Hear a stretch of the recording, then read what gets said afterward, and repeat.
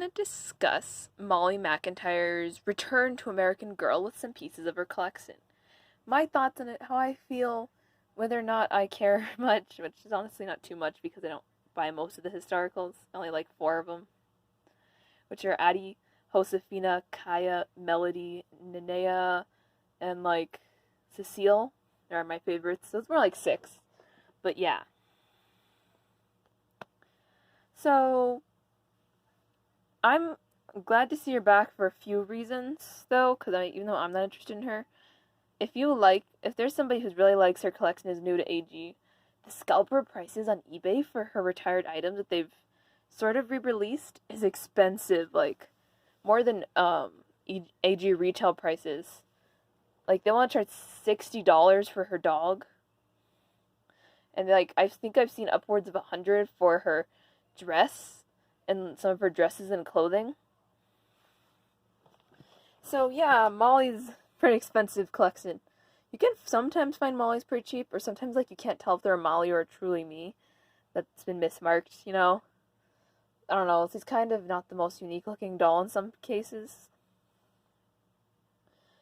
I don't have like a catalog or anything, but it's just some standard. Their accessories he's had before. I believe he has her birthday dress, school outfit, and a like scout outfit, some kind of scouting type agency. Or like that weird performance things he does where he's dressed up like a flag. I don't know. Molly's not my favorite doll, and I saw her movie once, and that's what I'm basing all this information from. We also had the Happy Birthday Molly book. Yeah. So I don't have much information on her story. But that's sort of how I figured out. So they've re-released a few items, of course. Oh, not her whole collection. That would be way more items, because she has a big old collection.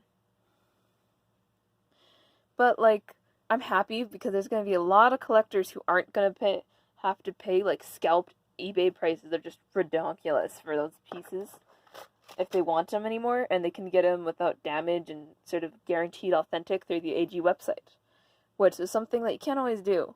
Also, you can get a old-style Molly without having to worry so much about counterfeits, because those are actually relatively common with older AG dolls. That there are some counterfeits out there. They're not real common, but it is a worry you have. Is it just in bad shape or customized, or is it like a counterfeit, right? Like, it's hard to tell sometimes. So, I like that it's going to open up a lot of opportunities for collectors who are newer to the game, and that I probably won't get anything, because I never get any of the historical things, pretty much, unless it's Josefina, Kaya, Addie, Melody, and Nenea, Cecile, basically all the brown girls, which aren't that many. Like, Ivy's not, I like Ivy a lot, actually. I don't know, I really want her, but I can't afford an Ivy. I really want them to re-release her.